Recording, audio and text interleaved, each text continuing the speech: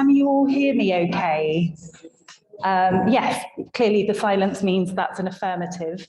Can I just get someone that you can hear me on there? Or you can see the back of my head, how wonderful. Can everyone on Zoom hear me? Could someone put in the chat if possible? I'm going to Zoom. Everyone can, okay. Let's go with it. So thank you so much for coming along today. It is so lovely to see you all here in person. This is our second event since COVID times, so we may have a few technical difficulties. There may be a few little technical hitches, but please do bear with us. We will do our best. And for everyone who's been here in person, thank you so much for turning up a bit earlier than normal. And we're just doing it to make sure that everyone has enough time to sort of socialise and things before the talk starts. So we really appreciate you getting here early, just so that we know everything's working and you're all in place before we start. So if you don't know, I'm Becky Chilcott, and I'm the events curator at St Bride as a volunteer. And I'm just going through my notes because I have to remind myself what I'm going to say. And as I've said, it's wonderful to have you all here. We've also got online attendees as well, so hoping the tech will all work. We are hosting this talk to raise money for the St Bride Library, and all proceeds from the ticket sales will go directly to keep it running for future generations to enjoy. And thank you so much for coming along and supporting us in this way. We really appreciate your continued support, especially through these testing times. As we are live streaming the event, please bear with us if we have any technical difficulties with the lecture. If this happens, we will try to rectify this as quickly as possible. For anyone on Zoom, if you are experiencing technical issues your end, sometimes the simple trick of logging out and back in again can work, or turning it off and on again, like the IT crowd would say, can help. But if that doesn't work, we are recording the lecture. So, oh, I think this is turned off. Sorry about that. I think we're back. Hello? Yes, sorry. So if you can't watch it online for any reason, we are recording it and we will send you the recording so that you can watch it at your leisure. And that goes for the same everyone in the room if you'd like to watch Mick and Catherine's fantastic talk again. So for anyone attending in person, oh, darn it. Okay. So for anyone attending in person, we'd like to make you all aware that if the fire alarm goes off this evening, this will be one continuous bell. And the meeting point is in Salisbury Square, which you can access through reception, through the archway, and it's where there's a sort of monument outside on the road. If that way is blocked, you'll be directed down the stairs past the theatre and the bar, and you know, you'll go out on the road and we'll make sure that you're directed that way. Can everyone in the room hear me if I just speak without a microphone? So everyone online should be able to hear me, so that's good. I'm going to put this down. Okay. As we said, technical difficulties, so apologies about that. Okay, so I'm nearly finished talking. This talk is part of our celebrating 125 years of the St Bride Library, and it has been kindly sponsored by Adobe, Commercial Type, iMagazine, Eric de Belague, Google, Jerry Wright, Just Another Foundry, Klim Type Foundry, Lex and GB Creative and Innovative Print, Mediato Graphics and Animation, the Mayor of London, Peter Longland, R Typography, Type by, Usborne Publishing, and the Wink de Word Charitable Trust, who've sponsored students and recent graduates to attend this lecture. And if you don't know already, we have an absolutely fantastic schedule of events going up until the end of the year. The next iMagazine Type Tuesday will actually be a Type Thursday for a one-off in December, which will be a Christmas special, and is being held on the Thursday, the 7th of December, and details about that will be available on our website and on the social media channels soon. So do keep an eye out for that. It promises to be a fantastic event as always. And this year is the 50th anniversary of the annual Beatrice Ward Memorial Lecture, and we will be celebrating this on Thursday, the 18th of November, with some short lectures on the theme of good type, bad type, being given by some exceptional speakers who are joining us from around the globe. Some will be in person, some will be online. And on Wednesday, the 10th of November, we are hosting an online-only lecture on expanding the design canon, fresh perspectives on women in type and publishing. And as Mick is here, I feel like we have to mention his fantastic print workshops that go on downstairs in our fantastic letterpress workshop. There's a range of courses for all levels of experience, and they're run in person and I can't recommend them enough. There's, you know, Adana courses, there's more advanced ones, they're absolutely brilliant. And our library is open at the moment as well for research. So if you want to go and, you know, do your research, if you haven't been able to join us recently, please do come and use us. That's what we're here for. And you can find out all the details about all of these things on our website, which is www.sbf.org.uk. So finally, I would like to say a huge thank you to Sophie Hawkey-Edwards, Liene, and the events team who've helped work behind the scenes to get tonight possible, and Andrew, who is our tech guide tonight. And so the talk will be an hour long, and then with the time for questions afterwards, and I will come round with a microphone so that our online speakers can hear us okay. Online attendees can hear us okay. So for anyone on Zoom, if you do have a question, if you could put them in the chat box with a Q at the beginning so that we know their questions, that would be really appreciated. And we'll try and get through them as many as possible. Heckling is encouraged because it's the lovely Mick. And please, can you keep the Spurs scores private, because Mick is absolutely missing one of his beloved team's games. So we feel extra honoured he's here today speaking to us and not watching the game. So I feel like that's enough from me. I would like to hand over to the brilliant Catherine Dixon and Mick, who are delivering tonight's fantastic lecture. So thank you.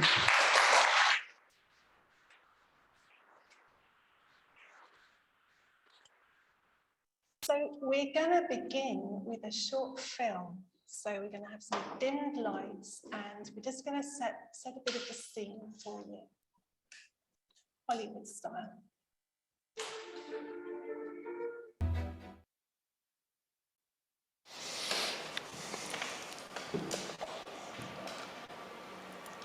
So allegedly, Tom Hanks and Meryl Streep are the stars of that film.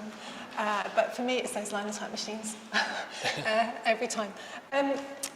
Of course, it's romanticised and it's glamorised and it's Hollywood, but it does set the scene for the romance, and I think the context of what we're going to be talking a little bit about today, which is the scale of newspaper production and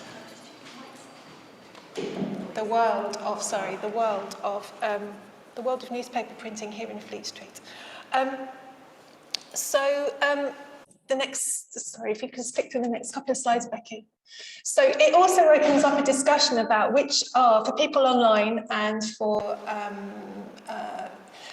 hello to the real people and hello to the real people who aren't here, because that's quite weird, but hello to the real people. But it opens up a discussion for those of us, those of you following online or people here that want to tweet, what are the best movies with newspapers in them? So that was a clip from The Post. And it's, if you haven't seen it, it's a great film. It's a really great film. Sorry, I'm getting direction from the back about microphones. So yeah, do tweet #StopPress or @SomeBride Library with your recommendations for the best films featuring newspaper printing presses. Kind of a niche kind of genre of film. So we're here to celebrate Mick. And his time as a journeyman compositor on Fleet Street. A journeyman printer, journeyman compositor, was that Compositor. Right? Journeyman compositor, that's what I thought. So we're going to begin at the beginning and starting to think about, these are careers. These are government careers booklets printed in 1959 by Her Majesty's Stationery Office, offering the options, careers options in printing. So you have printing, the composing room crafts, just printing, and then there's the machine room workers. Really interestingly, if you look at these, the options for girls, there's a page at the back and it says you can stack pieces of paper. But that aside, what was it that made you head towards printing presses as a career, Mick? It wasn't something I initially thought of doing.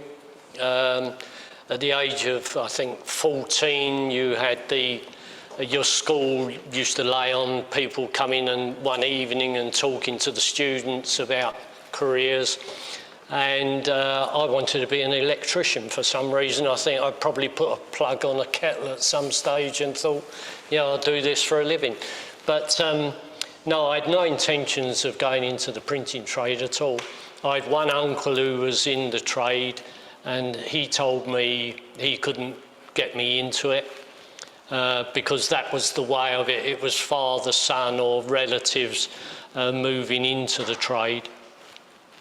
But he was one of the union leaders on the Daily Mirror, I think, at the time, or the Sketch, I'm not sure, it was one of those two. And he said there was no way he could get me into it. But then, within a short while, because of probably my dad pushing, one of my aunts, her nephew worked in a company in the city and offered to put my name forward for an apprenticeship, and it went from there. So you began your apprenticeship at Blades, Eastern Blades, which was a family company. Yeah. William Blades began, and that's where you started your apprenticeship. Mm-hmm. Tell us about your time as an apprentice. What was it like being, how old would you have been when you went in as an apprentice? Well, I started in the offices. I'm a July baby, so I'm youngest in my class at school. I started taking examinations to get into the print at Blades, Eastern Blades, September after my 14th birthday. And there were a number of interviews, medicals and what have you, and the boys that were accepted, I say boys because I don't remember ever seeing any girls being in that room. You were accepted on the basis of how you did through your examination papers and your interviews. The one with the highest marks went into the composing room. The one with the lowest marks went into the finishing the warehouse or whatever. My grading on those marks was to go into the litho department as a litho machine minder. And I started at Blades 3 weeks after my 15th birthday. I had to work in the offices for a year until I reached the age of 16 to start the apprenticeship. And about 3 or 4 months before I was due to start the apprenticeship, I was told that there weren't enough journeyman to boy ratio to accept another apprentice. So I had an option. I could either take more exams, Joint Industrial Council exams, to go into the composing room, or I could go into the warehouse. Now, having been an office boy for a year, I knew the experience of walking through a warehouse full of women, and I couldn't face that. And so I decided I would take my chances and go for the composing room. And luckily I did that, and I started the apprenticeship about 2 weeks before my 16th birthday. So, as the youngest apprentice, were they kind to you? What was the, yeah, I mean, there's a really brilliant series of podcasts called by Digital Works called Fleet Street Remembered. There's 5 episodes. I can't recommend them enough in terms of there's a collection of people, a couple of them are here, contributing, including Mick, contributing to those. You talk about being the butt, as the youngest, you were the butt of everyone's jokes. What was the worst prank? Or that either was played on you or you played on someone else? What kind of stuff did they do? Well, the only ones you can repeat, I suppose. When I was in the offices, so you were the youngest boy then, you know, and there were older boys were gradually moving to the time when they were starting their apprenticeships. I remember the office boys getting hold of me, pulling my shirt up, and it was a security printers, and we used to print bank checks and stamps, government bonds, and they used to have some were curved, some were flat, but they would have the word cancelled or sample or specimen in pins that they would perforate the check or whatever so it couldn't be used. And they'd pull your shirt up and they'd run the pins across your back with the word sample on it or whatever. That happened to me when I was an office boy. But then into the apprenticeship side, the composing room, the worst one was the composing room was in the eaves of the roof, which was very often the way where you could get the most light into the room. And we used to have to go onto the flat roof to the toilets. It was like a separate block on the roof. And the boys have hung me over the top 4 or 5 stories up by my feet, you know, screaming and kicking. And to paint that picture, I left school, right the way through school, I wouldn't have said boo to a goose. I was well into sport, so I didn't have too much confrontation. I was accepted because of my sport levels. So to go into this was upsetting, and there were times when I came home and was in tears, and you know, and my dad, who was the eldest boy of 12 from the East End, he sort of, will toughen up. You either take it on the chin, or else the best way to fight it is to join it, you know. And so that's the attitude I took. Oh, sorry, I don't want to make it crunch. Oh, okay, right, here we go. This will be easier. Yeah, much easier. Who did you learn most from, do you think? Because obviously you were an apprentice and you were working your way through. It's a 6-year apprenticeship, that's right? Yeah. Who did you learn most from? Were there any kind of so you were working with journeymen who were the kind of level above, the people that had fulfilled their apprenticeship. Who were the kindest ones, or who did you learn from? Were there any kind ones? As a first year, you were put with this chap, I'll never forget him, his name was Ernie Woodward. And he was deformed in his body appearance, and he had, I always remember, he had long, bony, hairy fingers, and because being a compositor, hand compositor, you notice things like that.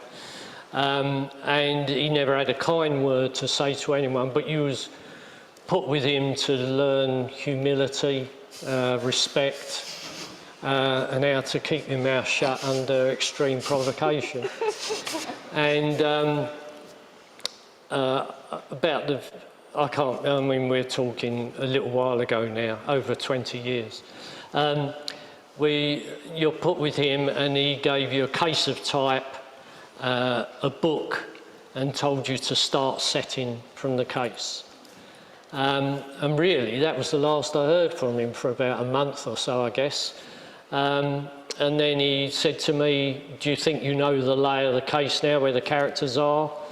Well, if I don't know now, I never will, you know. And so he said, all right, put all the type back into the case now, you know, which took another month.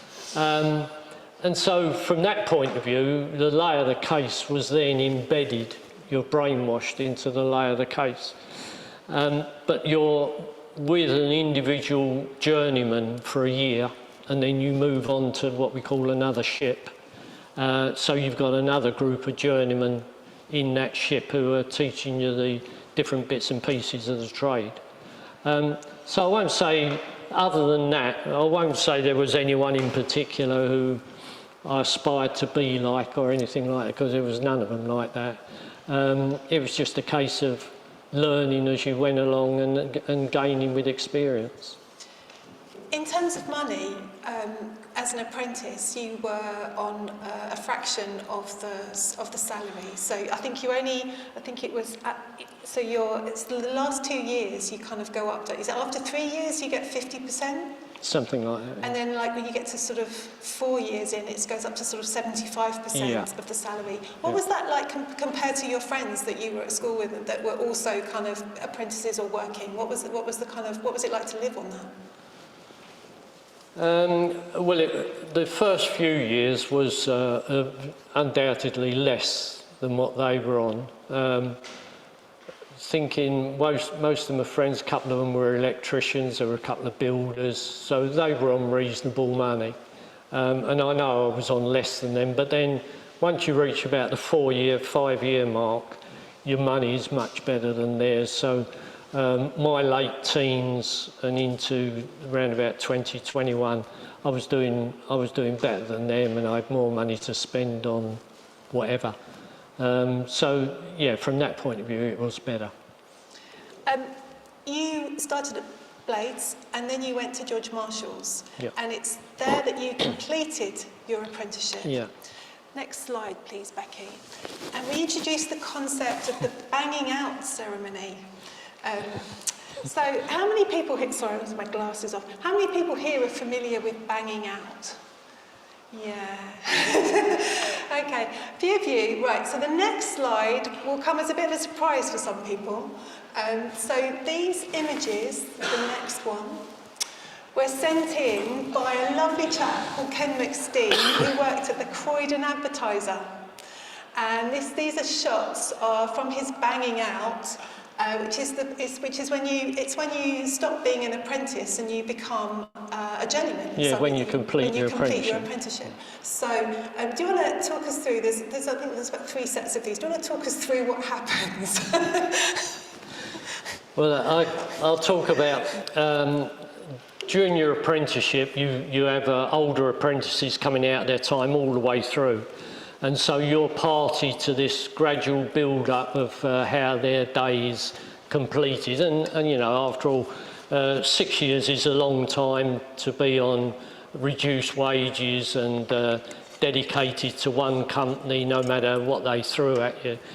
So we would, a couple of months before their bang out, we would accumulate all different substances, including body fluids and things like that. But we would accumulate it in a bin of some kind. And then the monotype keyboard room, there would be perforations, paper perforations. They would all go in as well, and it would be ink, tea slops, beer, whatever. And I was just party to this, and so when my turn came around, I was as prepared as they were for it. But I went in that morning with a pair of swimming trunks on, knowing what was going to happen to me. Come midday, the banging out ceremony starts, and I was put into like a lead-lined wooden barrow that they used to use for rubbish. Tied to a chair with just my swimming trunks on, and then all this stuff is poured over you and pushed around your department, and people would pick up anything that would make a noise and just bang, a continual banging while you were in the department and pushed round by the boys. And then you were taken to the next floor, the machine room or whatever it was, and finish up in the warehouse where the vans would be loaded. And then you was loaded into a van, still in the barrow, and taken to, in my case, Old Street. If people who know Old Street roundabout, it was a major crossroads in those days. It wasn't a roundabout. And I was kept on the chair, tied to the chair, but then put in the middle of the road by the keep left signs and left there for a couple of hours until the police generally kept an eye on you. And then after an hour or so, you was taken back to your firm in the back of a van, and you celebrated and thanked everyone and bought them a drink. So you can see the former Old Street crossroads, or as roundabout as it now, and actually to the south east of that, there's a sort of white building just on Tabernacle Street as it crosses with Leonard Street. Yeah, that's sort of where Blades was, wasn't it? Just below, there's a sort of big white building, and just on Leonard Street and Tabernacle Street, on the corner there, that's where Blades was, so they didn't have to wheel you very far. Okay, so that was banging out, and you became a journeyman, and then you would have been working as a printer for maybe 10 years or so in different places before you arrived in Fleet Street. The next slide, please, Becky. So I just thought, just a bit of context for Fleet Street. So again, I think it's quite hard for us to imagine, in a way, city within a city. 100,000 people were working in the newspapers, just off, either on Fleet Street or just off of Fleet Street. And sort of before we dive into where you were working, a bit of context. And the next slide, please, Becky. So this is a map. Thank you very much to Bob Richardson for helping me out with this. So we've got the embankment, the river, we've got Fleet Street and other little streets off of it. And all of those buildings marked are connected with news or newspapers in some way. And the one with the red circle is where you ended up, which is the Mirror, Daily Mirror. The next slide gives us some indication of some of the newspapers that were being produced. So the Morning Post, the Church Times, the FT, the Athenaeum, the Daily Mirror, the Sheffield Daily Telegraph, the Daily Telegraph, the Liverpool Daily Post, the Evening Standard, Glasgow Herald, the Scotsman, Punch, News Chronicle, News of the World, Daily News, the Daily Mail and Evening News, the Daily Telegraph, the Daily Chronicle, Lloyd's Weekly News, Birmingham Daily Post, the Observer, the Times, the Financial Times. Again, that's a different building, as well as other news organisations. So this is in terms of the kind of scope of what's happening here. So of these publications, Mick, you were, when you first arrived on Fleet Street, you didn't go straight away to the Daily Mirror. You were working. Do you want to say a little bit about who you were working for and how that worked? I was at Waterlow and Sons, who were security printers near Liverpool Street, and the much beloved Robert Maxwell bought Waterlow's as part of the British Printing Corporation, and he joined that to his empire. But when he bought the Waterlow's and BPC, he came to Waterlow's and addressed us and told us how we had a job for life, which obviously his life was 9 months long, and so made redundant from Waterlow's. But being a member of the union, we were given the opportunity to sign on to be a casual in Fleet Street. It gave you 2 weeks' work about every 6 or 8 weeks, and it was something that not everyone wanted to be part of. But you know, I'd heard, as you heard about how the conditions were good in Fleet Street in all ways, and so I thought I'd take the opportunity. But you would be invited by the house. You'd still sign on unemployed with the state, but then you'd sign off again because the house would call you up and say, there's 2 weeks' work at the Mirror, or there's 2 weeks' work on the Express. You had to take it. And so that was the introduction. I did that for just over 2 years until I get the call one day to go to the house. There's a job on the newspapers, and I was fortunate enough to get the Sporting Life, which was one of the better places to go to as a casual and to be employed at. When you say the house, who do you mean? The house was the union head office. It was, in our case, the NGA. It was round in Shoe Lane, just off of Fleet Street.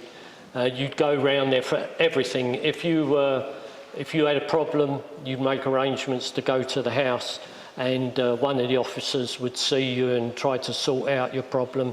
Your first port of call, if you were employed, was to go to your chapel, which was your union representatives.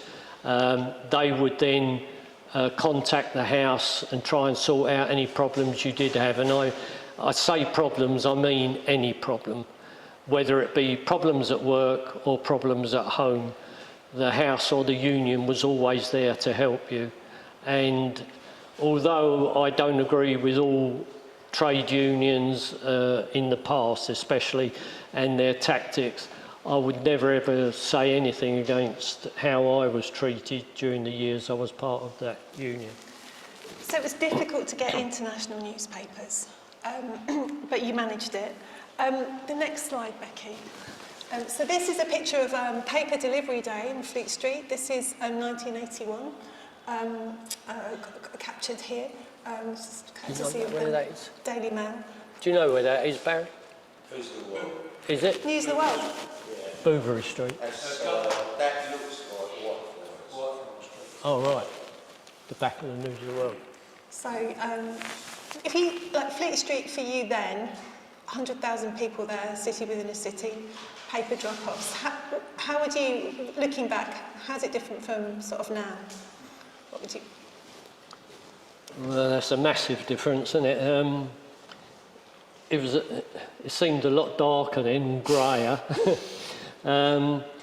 because of the nature of this area now. With saying this before COVID, the nature of the area where it's all office-based staff, it's different conditions entirely. Where it was really the street and surrounding areas were based on factory working people rather than office-based people. The pubs were more popular. The pubs had their usual closing time, but then you had the market area where the pubs were open there later or earlier in the morning. And it was sit-down cafes rather than takeaway sandwiches. A lot of the newspapers had their own canteens, of which the Mirror was one of the best. And as it was one of the best, you would get the local refuse collectors in there, and anyone else, the postman, you'd have them all go in there to get their dinner. And that was open 24 hours a day. Next slide, Becky. So we've talked a little bit about the context, shown some images to get a bit of a sense of how bustling and like it was like a city within a city, a newspaper city. To get some understanding of the process, there's a short film that was made about the Daily Express, and it shows the physicality of the process from copy to newspaper. And it's a really quick overview, and it'll just kind of... Then we can talk a bit about...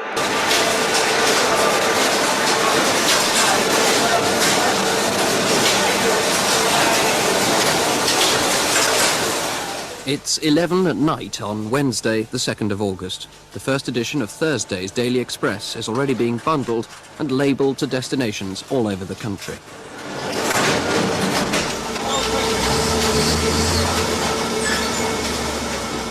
The first edition will be taken by a fleet of vans to the railway stations to catch the trains to the places farthest away from London.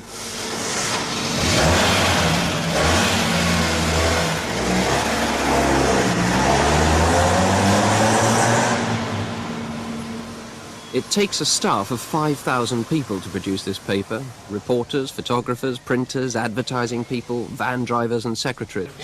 With the story and the pictures now ready, the features editor's first job is to choose the photograph. Shallow picture.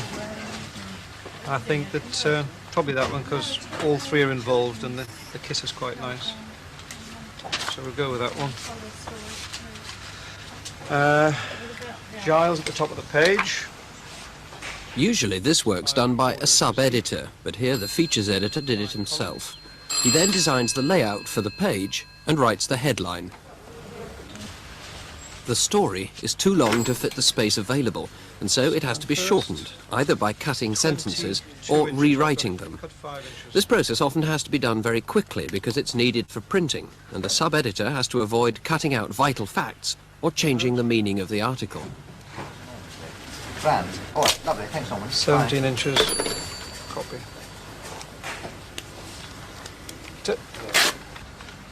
I've done a rough cut.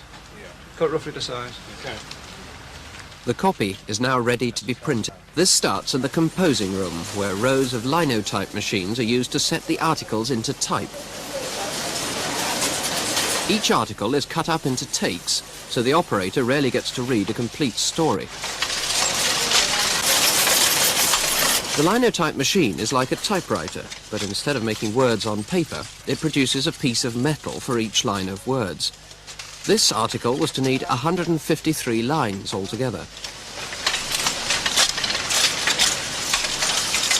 When the take is complete, it's put with the rest of the article into a long tray, the galley.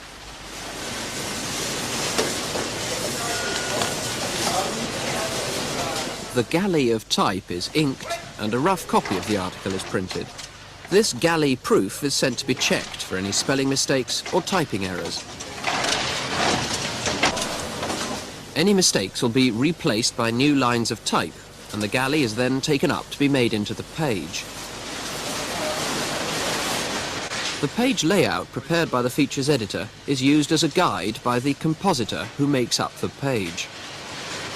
The original headline was too long, and so a new one had to be written and made up into type. The metal frame into which the type is put is called the chase. It lies on a long steel bench called the stone, because it used to be made of stone. In order to put the page together, the compositor stands at the top of the page rather than at the bottom, because the words are all back to front and it's easier to read the metal upside down.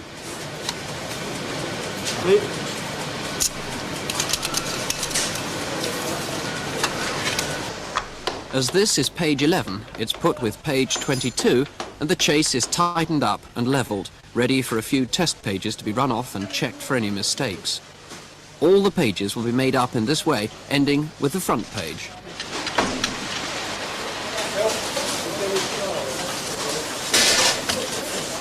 When the page proof is ready, it's checked once again by the sub-editor. Any mistakes will be reset again. The type is wiped clean of ink and is ready for the next stage.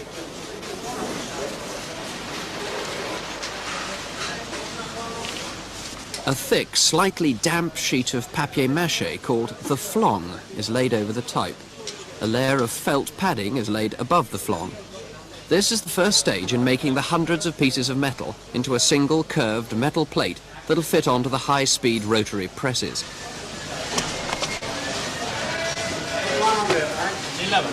The whole sandwich is slid under a press and it's subjected to heat and tremendous pressure.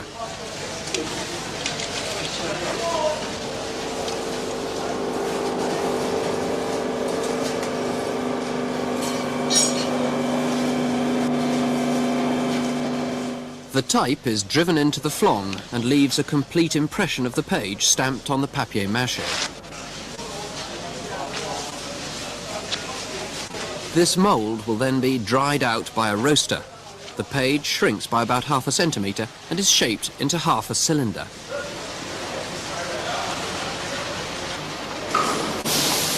In the foundry, the last stage is the casting of the curved metal plate. The papier-mâché mould is fitted into the casting box, which pumps molten metal up against the mould, filling every hollow space. The metal becomes solid in just 15 seconds, and in a few more seconds is cooled, then trimmed.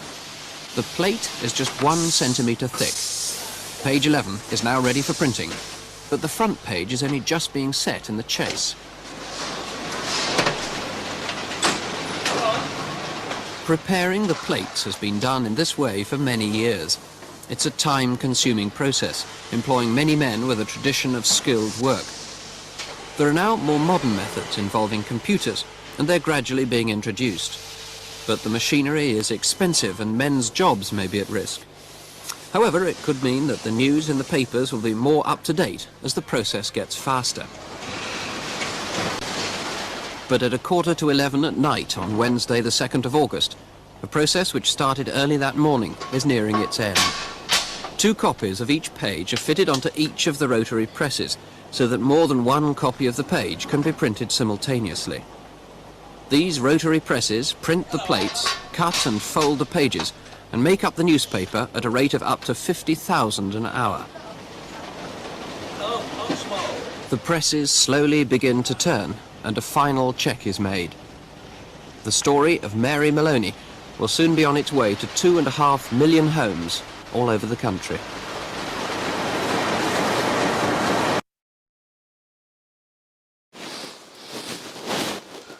Brilliant.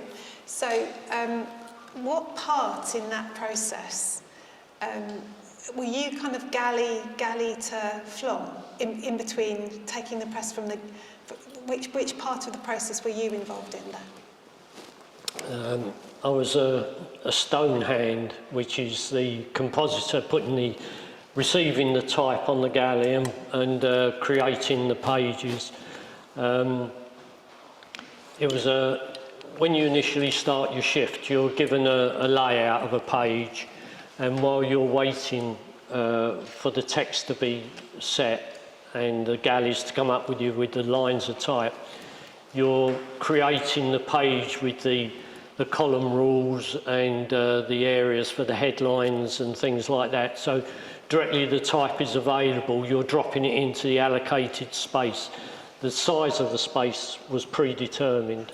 So if more type came along than was required, that was when you had a sub-editor, the other side of the stone to you, who would be cutting lines from the job. You tell him how many lines you want cut, so it would fit into the space, and that was his job to do that. So the linotype machines were, so for those of you who aren't familiar with linotype machines, so you'd have a keyboarder would have been typing the text, and the machine would literally have cast lines of type. So a monotype cast was the same process, but you cast individual pieces of type, and people that have had a go at doing some hand typesetting, you would have chosen the letters from the cases, but a linotype machine would have cast all of the little letters in metal in a line, in a fix. They were called slugs. And then the different lines or the slugs would have stacked up into the columns. So each newspaper had a set column width, and the linotype, so the type was cast for that column width of the newspaper. Mm-hmm. In terms of the design, where was the sort of design of the page happening? Yeah, that was all done in the offices. There was no creative side to it, if you like, as a compositor, especially working on a newspaper. It was all marked out for you. The linotypes, they would have a set measure. So if you wanted a double column line, then you had to go to a machine that was set up for a double column or a treble column. But other than that, most of them were set up for single column, because that's what most of the text was.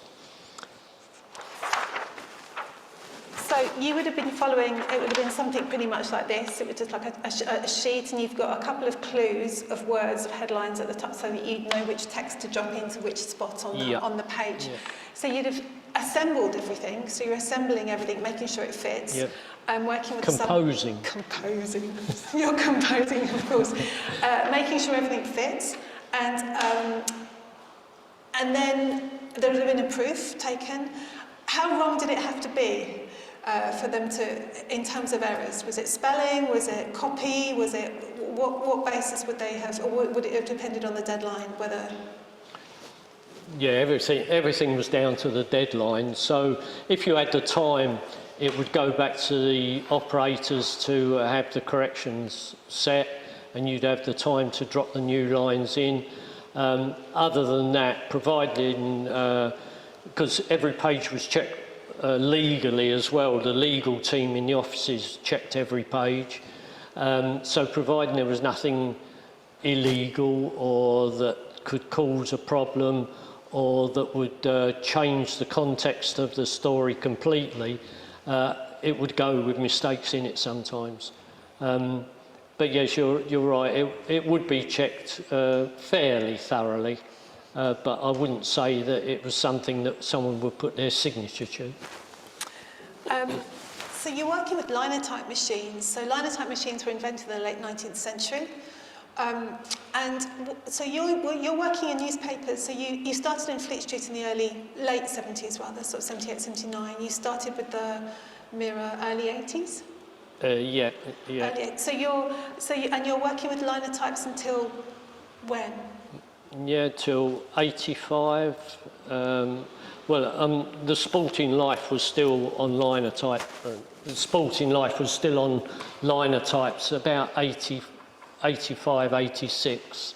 So until then, they still would have been used. But I was only on the Sporting Life for about 12 months, 15 months. And then I was transferred over onto the Daily Mirror, Sunday Mirror and the People, which were on a system called ATEC, where you would key on a computer keyboard, it would print out onto a bromide paper, and then that would be waxed, and you would cut and paste it onto a layout of the page. But when you were working with linotype, how many linotype machines would they have had at the Mirror? Was it the Sun that had the most linotype machines? I'm just trying to think, people that don't know how noisy, I mean, these are machines that have got pots of liquid metal, molten metal to one side of them. They're quite noisy and smelly, actually, and not to mention potentially lethal. Yeah, what was the linotype machine room like to kind of be around? Well,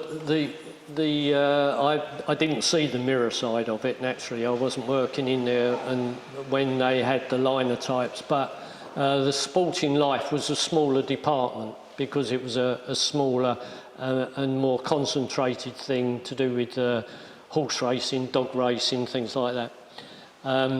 So I think, if I remember rightly, there probably was only 15 or 20 linotype machines in that room, and they weren't all manned either.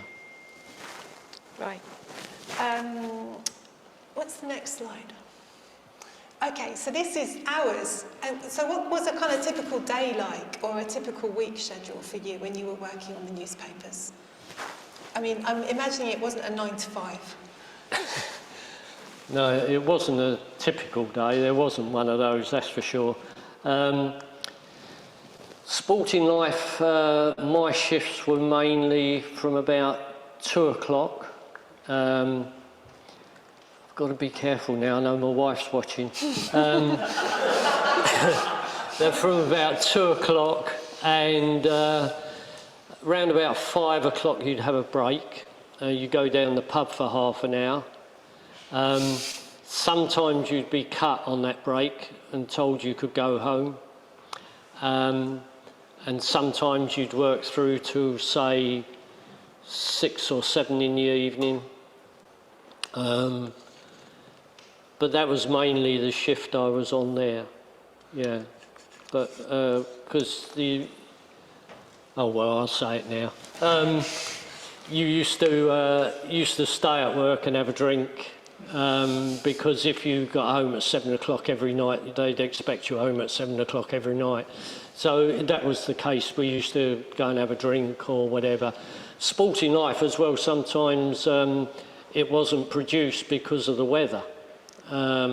If it was icy, there was no horse racing, no dog racing, and so there would be a basic paper put out with the next day's racing, but there would be no result side to it or anything like that. So very often you'd get a phone call in the winter and say, you needn't come in today, you know. Which come in handy, and being a keen golfer, it gave me time to play golf as well. In general, what was the money like on Fleet Street? I mean, I know I've spoken to you a bit about how you would make up hours or work overnight or do weekend shifts and that kind of thing and piece stuff together. How did it work? Well, there were some good papers, some bad. The Mirror Group was one of the better papers for pay and conditions. I can only speak of the papers that I worked on as a casual, and I think the poorest one I was on there was the Sunday Times. I think their rate was one of the lowest that I remember.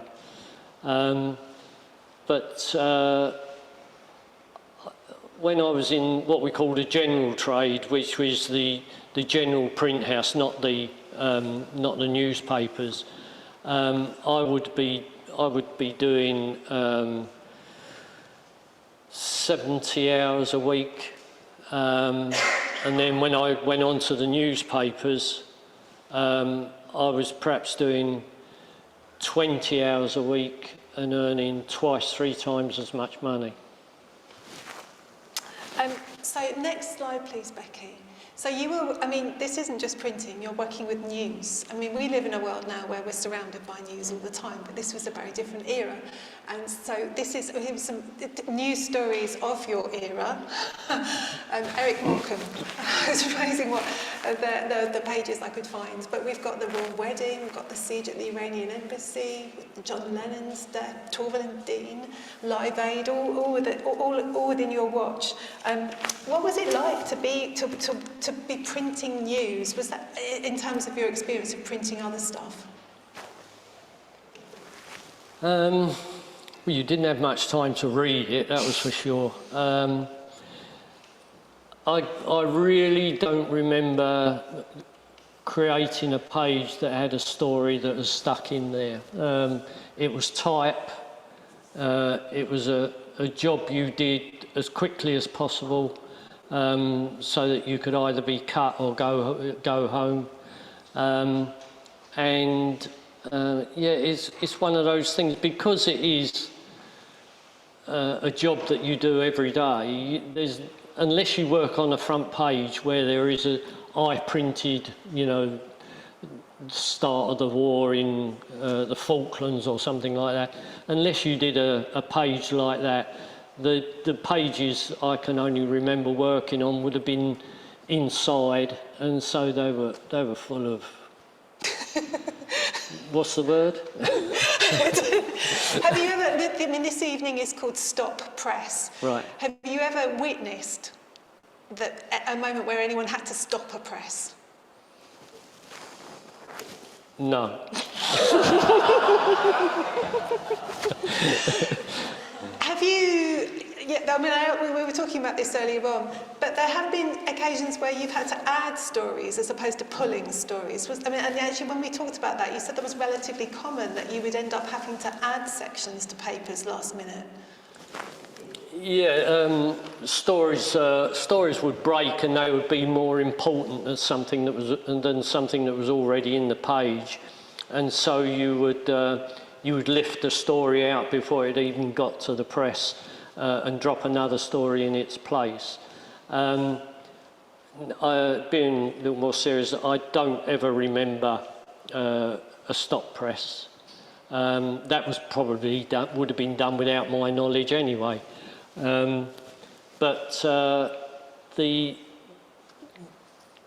general thing was that you would do your page, and you'd forget about it directly you'd done it. You know, you just wait for being either told to cut, or would you go over onto page over there and go and give him a hand because we're getting near to the deadline time.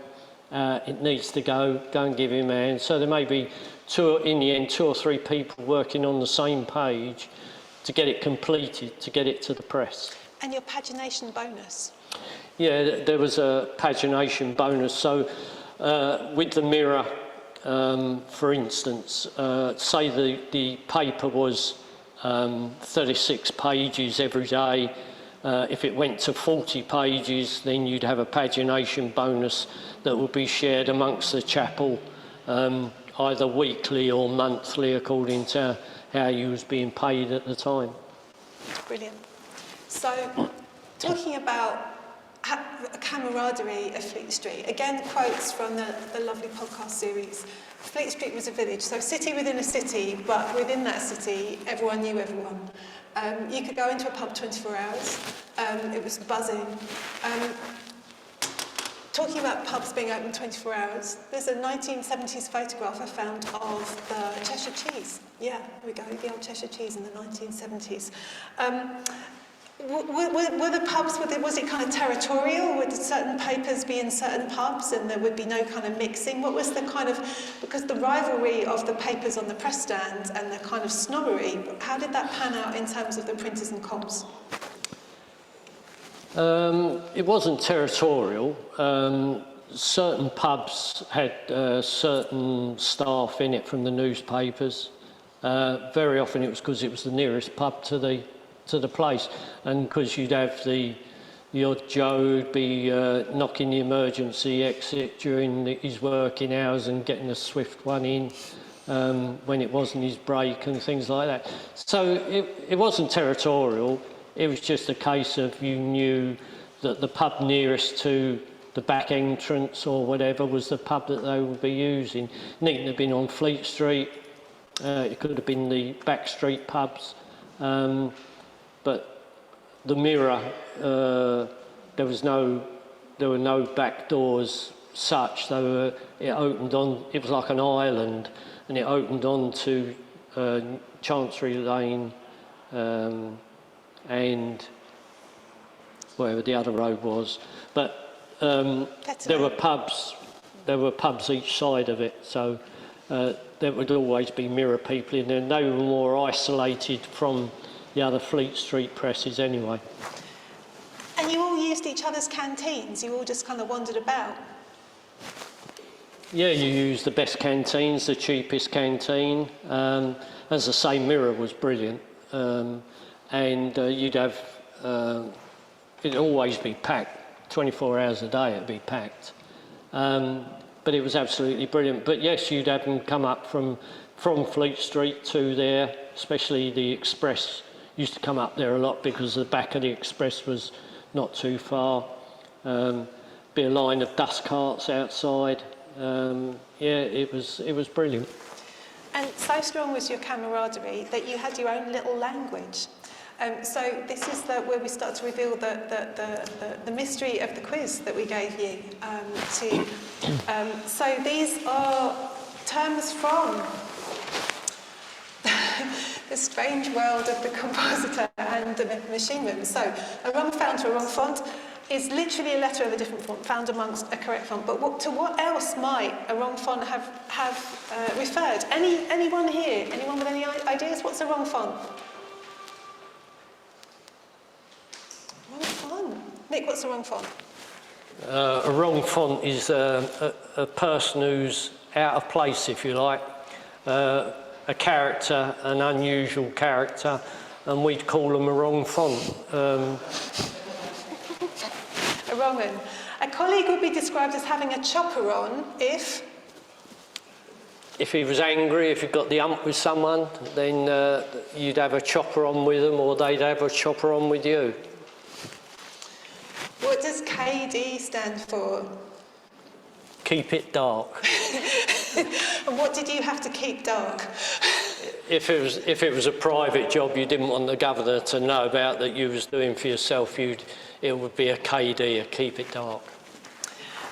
What did you know if you were said to know your boxes? What was it? Know your boxes.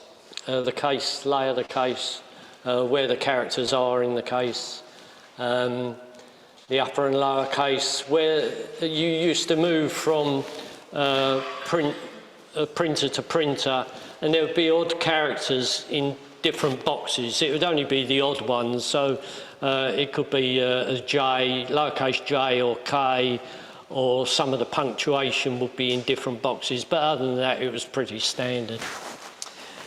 What would you have unfortunately done if you'd either pied your type or barged your case? It's a bit of contention here, because one book said pied your case, and Mick said, oh no, you barge your case, you pie your type. So Mick, explain. Pieing the type is to either knock it over, or when you're picking it up, you spill it and spoil it, or if you're imposing on the stone, you knock it over or you spoil it in some way. To barge a case is when you're carrying a case or you pull it out of the rack and you tilt it at an angle, and the salts go from one box to another, and so you're spreading the salts about the case, and that is to barge the case. Either answer acceptable. What should you have been ashamed to be doing if you were ratting? Yeah, that's if you're earning money more than someone else, especially on piecework. You're ratting if you're charging more or you're earning more money than someone else when you should be earning the same. Yeah, the rates were quite set, weren't they? They were quite fixed and they're kind of agreed. So yeah. Actually, to be charging kind of less or doing more hours or whatever was really frowned upon. That's right. Because you were letting everyone else down. Yeah. What should you have been just as ashamed to be doing if you were nailing or adding to the nail box? If you're having a go at someone, you're nailing them, And if someone's nailing someone and you joined in with it, then you was adding to the nail box. That's all it was. Being mean about them behind their backs. Yeah. What did it mean if a composing stick was whacked on the frame? Now, you didn't know this one, so I think this is a Barry one, actually. What does it mean if a composing stick was whacked on the frame? I always understood it as someone sort of telling a tall story. All right. Wacky. So if somebody you're working with is telling a tall story that you think might not be the truth, the tradition is that you would have whacked your stick on the stone as a sign that you just thought they were having you on. What is a take? As you saw on the film, a take is a piece of the story, a paragraph or 2 paragraphs. The copy for that is the take. I want to just add to these while I can. When you have a room full of blokes together and they spend a lot of hours together, then life becomes sometimes not only childish but aggressive. And that was really the case with printing, because the standard rate in the composing room wasn't always very high. There was a lot of overtime worked, and so you had to create your own amusement. Now, today that would be very often the case of bullying, but during those times it was the standard thing to do, to either be bullied or bully. You could not show any sign of weakness at all. But actually, the last word is really positive. A ship describes members in a printer's chapel, but what is it short for? And maybe we'll explain what a chapel was too. I think I spoke of the chapel earlier, the members of the union.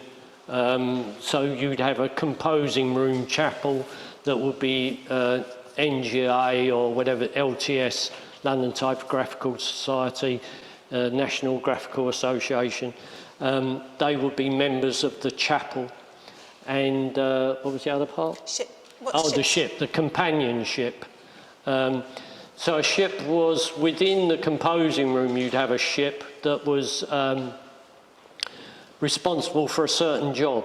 I worked, when I was an apprentice at Blades, we had a ship that produced the World Cup programmes when the football was played 1966 over here. So you was part of that ship doing the World Cup programmes. I was, when I was at Waterlows, I was the clicker of the ship that was producing the Rossman's Football Yearbook. So I had about 4 or 5 men with me who were helping me produce that, but I was responsible for the production of that.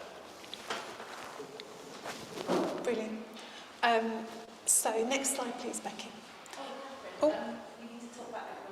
Oh, sorry. Yes, everyone in the room. So, we need for you to sort of self-score yourselves on the quiz, and then to pass your pieces of paper to Sophie, who's going to scoop them up, because there is a prize.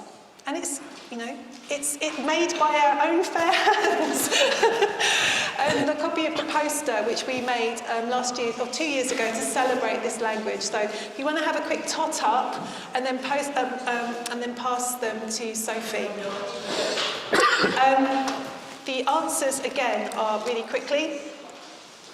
A wrong font is a wrong one, somebody out of place. A colleague would be described as having a chopper on if they were in a bad mood. KD is keep it dark.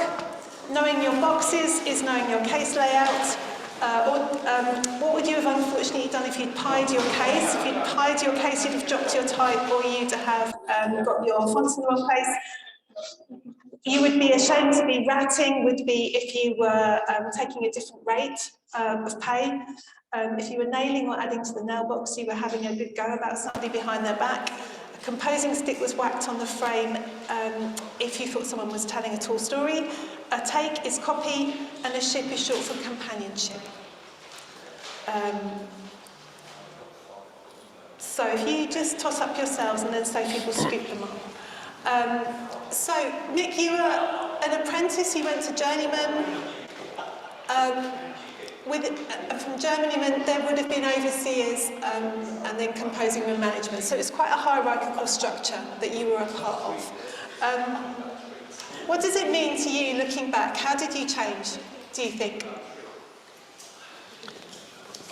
Well, as I explained, when I left school, I wouldn't have said boo to a goose, and it toughened me up.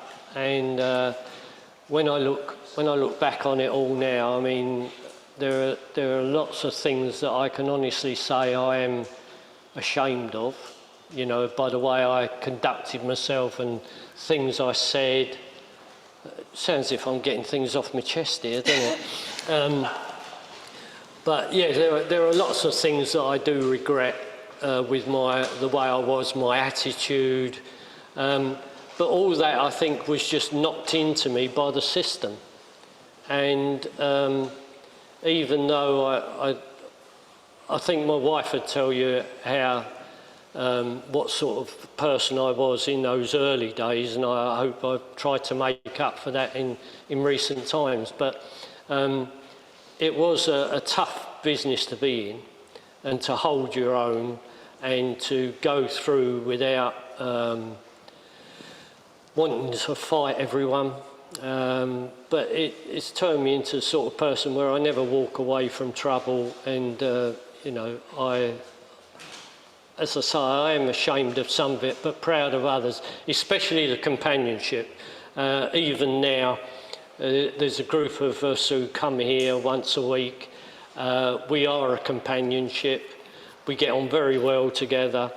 Right from day one, we've been on the same wavelength with the way we talk to each other. We can say what we like to each other, and it's never taken in the wrong way, I don't think.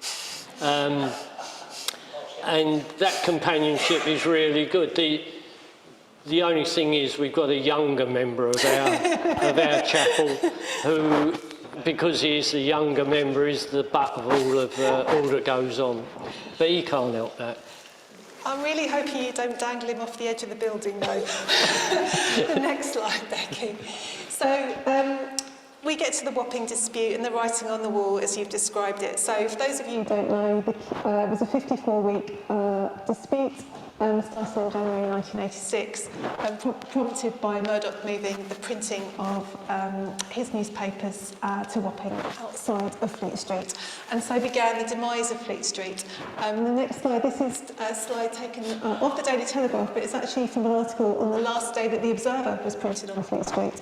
The Mirror hung on until 1990, but you took redundancy from Maxwell then. Yeah. And then did various other things. I think the next slide is your number. This 9999, this is Mick's union number, and it always tickles me because I think it's, he said he never forgot it.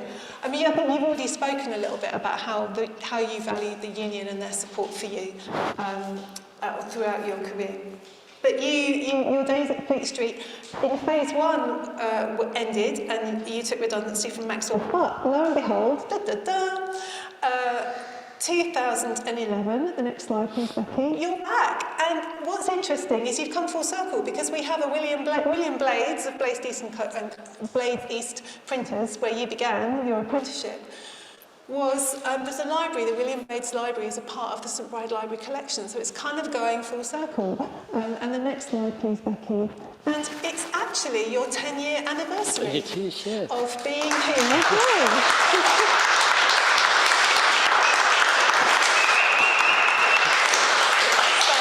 The next slide, please, Becky. So, what's your role here? What's at St Bride? What do you do, and why? Why does it matter? Well, first of all, I got started here. It was my wife's fault. She was working in the events part, and I had my own business that was running down as I was getting older. And I say to people, well, I think Jill got fed up with propping me up in bed with a cup of tea of a morning and having to come to work. And so she volunteered me to come in and repair some pied pages and wrappings of certain type. And that was the start of it, really. That was November.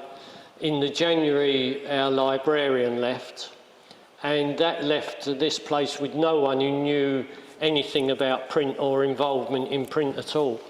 And so the CEO of the time asked me to, if I would help out, and eventually gave me a permanent job.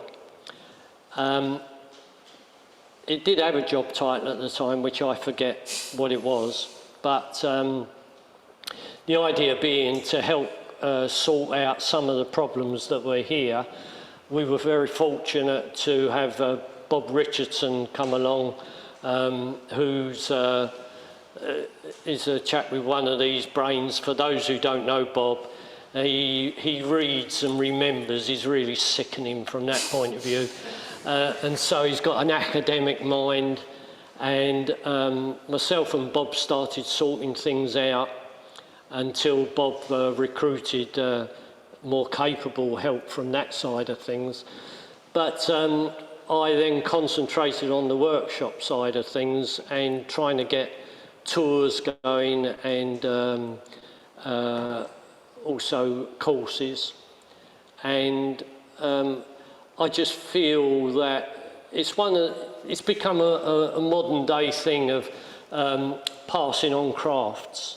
And I think to pass on not only my experience of being in the old letterpress printing trade and also my memories, and as with Andrew, who's with us once a week, he sort of is forever Googling what we're talking about because he doesn't understand a word we're saying. It's just something that you feel you want to pass on so that it's not forgotten, because these things can't always be put down in words on paper how it really was. At the end of the day, it was just a job we used to do. We were nothing special, but it seems as if since I've been back here, it's become special. And so I just try to pass on Barry, Steve, Len, Andrew. We just try to pass on what we can so that the people do remember, because it shouldn't be forgotten and it should be treasured as well, especially as the English language. It should be treasured, and it was the start of education. Well, next slide, Becky. It gives me very great pleasure to say thank you on behalf of all of us for the fact that you share your knowledge so generously with all of us and with everybody here. So thank you very, very much for talking to us and sharing your stories. Thank you.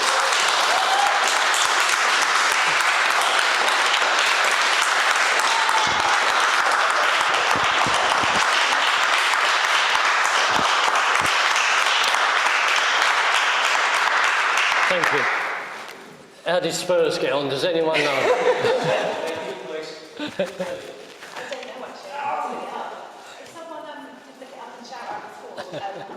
So we have got a few minutes for questions, and I've just got some really lovely stories on the chat on Zoom that I'm just going to read out if you don't mind, because I think they're absolutely brilliant things to add today.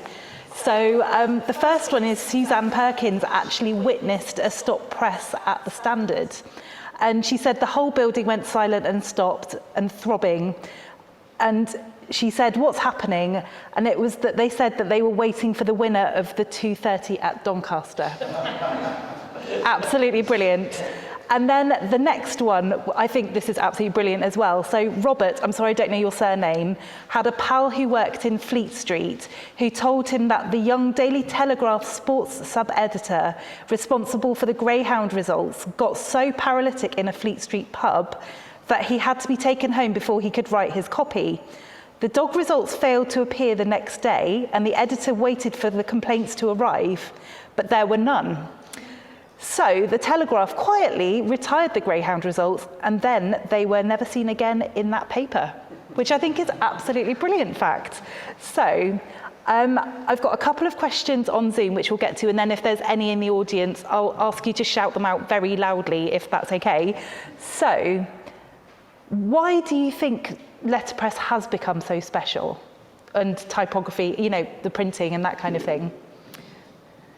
A lot of people who come on the courses are graphic designers. The number of them that say they want to get away from the keyboard and the screen and create something they're used to creating, but creating it with their hands instead.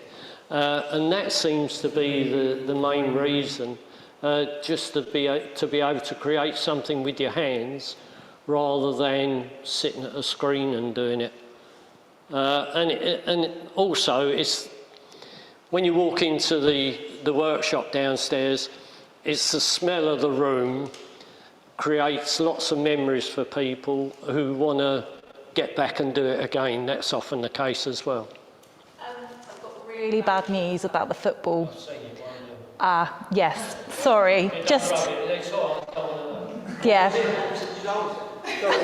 I believe it was 1-0 and Spurs didn't win. Yes, I believe so, unless everyone is being very kind and tricking him. So does anyone have a question in the audience? Yes, gentleman at the back. You talked about working in the mirrors in the 1990s. What was that period like between the News International and Wapping and the sort of gradual going down What was it like? What was that experience like for you? Yeah, if I remember rightly, we were very conscious because of not going into politics, because of the attitude of the government of the time. You knew that the writing was on the wall for everyone else. Once one did it, then the other papers would do it as well. Some of them did it in a way that was acceptable. That lots of men didn't lose their jobs, but being under Robert Maxwell at the Mirror, you knew the way he was going to use it. That's why I got out a little bit earlier than some of the others, because one, he made me an offer I couldn't refuse, and two, you knew it was only a matter of time before the inevitable was going to happen. And he wouldn't have done it in a nice way.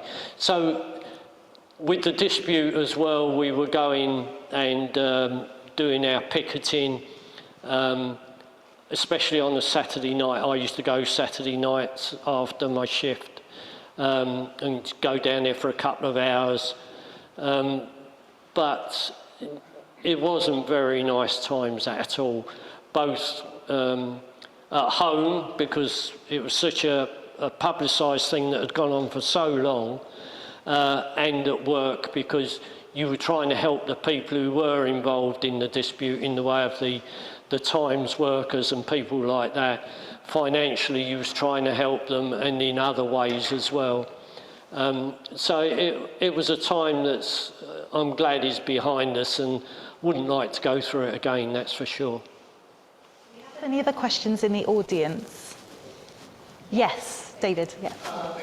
As someone who spent a lot of his time in Fleet Street on the other side of the White Line, in the composing room floor, one of my jobs was to scale up headlines that had been set by the case hands, not the lines like that. So we wanted to get displayed. Were you ever a beneficiary of a scheme that the NGA introduced called Image? No, nothing of it. Yeah, it was also the White Line as well. I never experienced the White Line in that time. You didn't? No, the White Line being a demarcation line where the sub-editors or whoever weren't allowed to cross to get near the stone or where the men were working. Another a bit of a story on Zoom. Diane says that her dad was a branch officer at Sogat and regularly negotiated with Maxwell. Brenda Dean said that many of her officers, including her dad, were better at negotiating drunk than they were sober. Maxwell would ply them with drink in order to put them off the game, but they eventually outwitted him. So that's quite interesting. I think we've got time for one more question, if anyone has it. How many edition changes would you have had on the mirror? I think it was 4 or 5. The editions being dominated by the railway timetable, but that was according to how much news was about. Sometimes there was hardly any changes and it'd only be perhaps a front page or a back page change. But yeah, I think there was 4 or 5 on the mirror. I think it was 5. I just want to point out as well, we've got some various bits from the collections here. So this is one of the flongs, the papier-mâché pieces that would have been pressed onto the type that was cast. And from this would have been cast the metal plates, the curved metal plates. We have an example of one of those here as well, so if anyone wants to have a look at that. And I also just wanted, there's a tiny little story about security that always tickles me, and it wasn't to do with your printing on Fleet Street, it was to do with your security printing elsewhere, but being checked. You were checked as you went out of the building. What for? Len here was a machine minder, he knows all about this. The machine minders didn't like, when the comps had to go down onto the machine to do the final corrections before the run, the machine minders didn't like to wash the type again because it had a grease or an oil in it, and so they couldn't bring up the face of the type as sharply as they would like. And so you had to work on the form while it was still in the machine, and you're trying to get your head under the rollers and under the guard, and you're leaning across, and because you used to get the ink all up your arms, print on your arms. And so there were certain times when I was at security printers doing flotations on the stock exchange, and then there was the legal papers for Parliament and places like that. So your arms would be checked as you left to make sure you'd washed the ink off of your arms, so that no one, when you went down the pub, there wouldn't be someone there who'd be able to read the print on your arms and know what was going on. That is probably all we've got time for tonight. The winner of the quiz for the in-person people is John Voller, who got an impressive 8 out of 10. So John, we have a poster as a prize. Can I donate it to the next person, because I've already bought one? Oh, bless you. Oh, yes, we will do. We will find the next person. Oh, Sophie. Who is it, Sophie? Oh, that's very kind, John.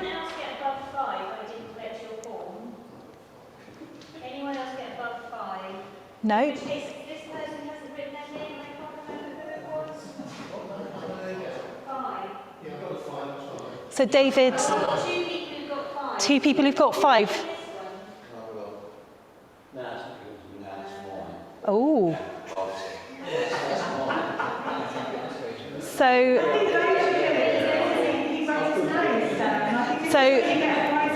Yes, so David, we will give you your prize. So I also want to say a huge thank you to Catherine, who has done an amazing job and has had the chore of chatting to Mick extensively about his amazing career. And she's done an amazing job, and I know she's put so much time and effort into making tonight as brilliant as it is, as well as Mick. So thank you all for coming. Thank you all for joining us online.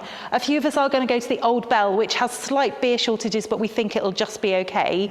So if you'd like to come to the pub afterwards and we can carry on the chats, please do. Thank you all for coming online. Thank you, you've all been brilliant, and have a good evening. Thank you.